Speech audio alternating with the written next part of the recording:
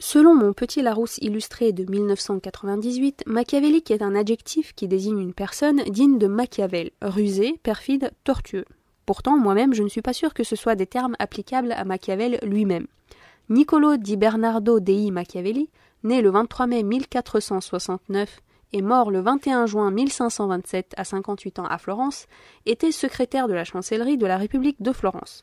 On lui avait confié la gestion des possessions de Florence et de Toscane, puis il avait été chargé des affaires étrangères.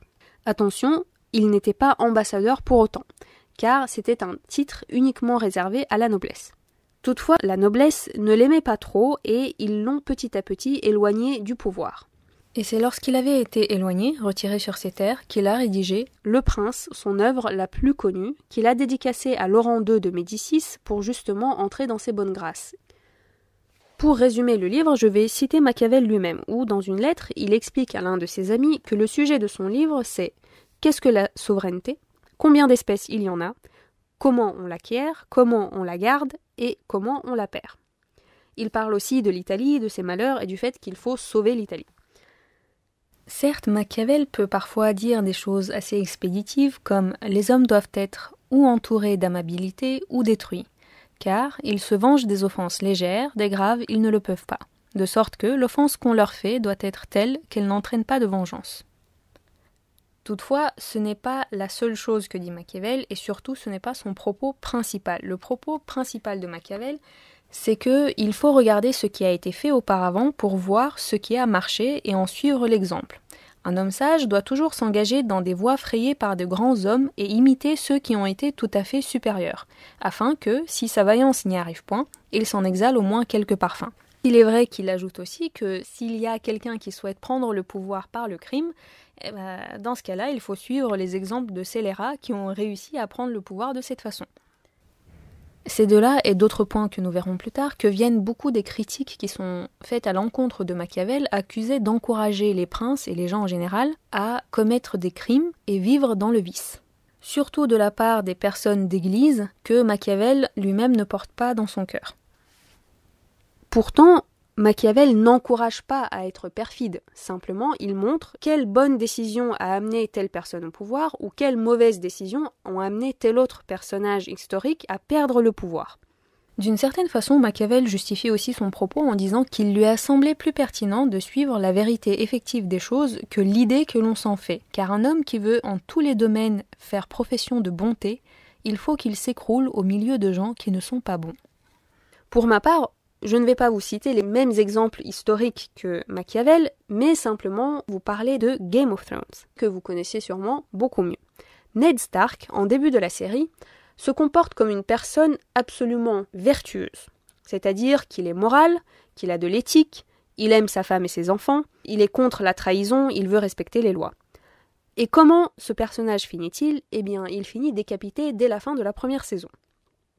Comparons maintenant Ned Stark à son propre fils Bran.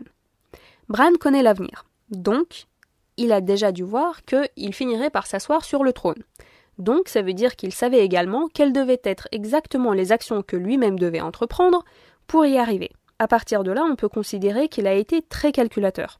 Et c'est pour ça que, contrairement à son propre père, lui finit par s'asseoir sur le trône et diriger tous les autres royaumes. Et c'est un peu ce qu'explique Machiavel aussi. Si l'on s'encombre de la morale, de l'éthique ou de la piété, on ne gardera pas forcément le pouvoir.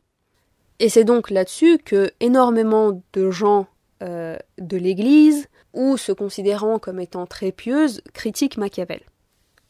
En ce qui concerne le livre lui-même, il comporte 26 chapitres courts.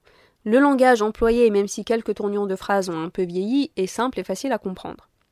En général, Le Prince s'accompagne d'interprétations qui sont très souvent plus longues que le livre lui-même. Des interprétations du prince, justement, il y en a pléthore. Et très souvent, en fait, les intellectuels qui débattent dessus n'arrivent pas à se mettre d'accord.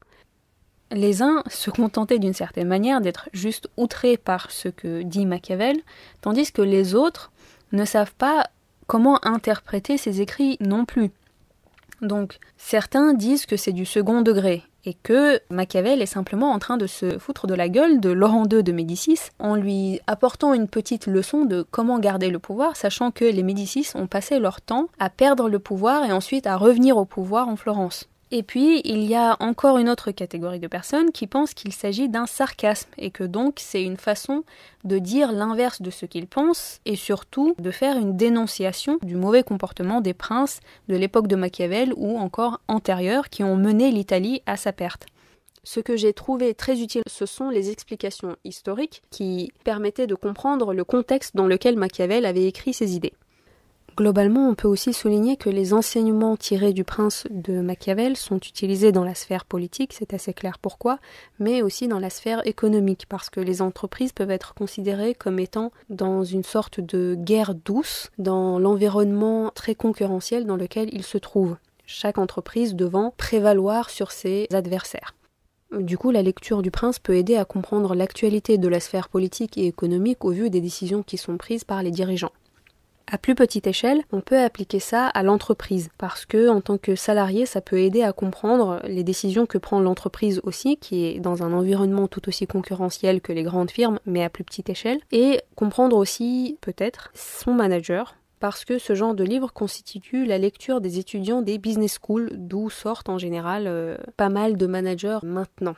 Avant de terminer, j'aimerais apporter un autre exemple pour illustrer mon propos. Dans le chapitre où il est question du fait que le prince n'est pas obligé de tenir sa parole pour se maintenir au pouvoir, une chose que j'ai trouvée très intéressante, c'était tout ce qui avait trait au paraître. Machiavel nous dit « Un prince doit donc avoir grand soin que de paraître, à le voir et à l'entendre, toute miséricorde, toute bonne foi, toute droiture, toute humanité, toute religion. Les hommes, en général, jugent plus selon leurs yeux que selon leurs mains, car chacun a la capacité de voir, mais peu celle de ressentir. Chacun voit ce que vous paraissez, peu ressentent ce que vous êtes. » Et ça, je trouve que c'est particulièrement parlant à notre époque où nous sommes tous dans l'image et le paraître à outrance. Machiavel continue ensuite en disant « Certains princes du temps présent, donc du sien, qu'il n'est pas bon de nommer, ne prêchent jamais rien d'autre que la paix et la bonne foi, et il est le plus grand ennemi de l'une et de l'autre. » Pour revenir justement à la sphère économique dont je parlais juste avant, ça me fait par exemple penser à toutes ces entreprises qui sont assez polluantes, mais dans leur marketing font croire qu'elles sont respectueuses de l'environnement. De nos jours, ça s'appelle tout simplement le greenwashing. Et donc, on ne voit que ce qu'ils nous laissent voir. Pour ce qui est de la sphère politique que je citais également en parallèle avec la sphère économique, cette dernière phrase me fait aussi penser à Barack Obama, parce que il avait eu le prix Nobel de la paix, et il y a un historien qui s'appelle Perry Anderson qui avait dit de lui que le fait qu'il ait le prix Nobel ne l'empêchait pas d'ordonner des assassinats exécutés par des drones tueurs à un rythme 10 fois plus élevé que celui de Bush. Donc d'un côté on a l'image d'un président qui a l'air ultra sympa et on veut absolument être son pote, en plus prix Nobel de la paix, mais ça l'empêche pas de mener quand même des actions militaires. Une autre chose dont je me souviens sous la présidence de Barack Obama, c'est qu'il se plaçait comme étant pour une large ouverture de l'information au public, et il y avait eu le scandale Edward Snowden. Pour conclure, j'aimerais recommander ce livre à absolument tout le monde, à partir de la 3e ou de la seconde, toutes filières confondues, et même si vous n'êtes plus étudiant du tout, je vous le recommande également. Tout simplement parce qu'en lui-même, le livre est simple à comprendre, il est intéressant aussi, et il permet un peu d'élargir les horizons et de comprendre un peu mieux le monde qui nous entoure. Et en plus, ça peut être marrant peut-être d'essayer d'appliquer quelques-uns des concepts qui sont dedans à sa vie de tous les jours. Sans toutefois vous encourager à assassiner qui que ce soit sur votre lieu de travail ou à la maison. Ne me faites pas dire ce que je n'ai pas dit. Et comme dirait Machiavel lui-même, ciao!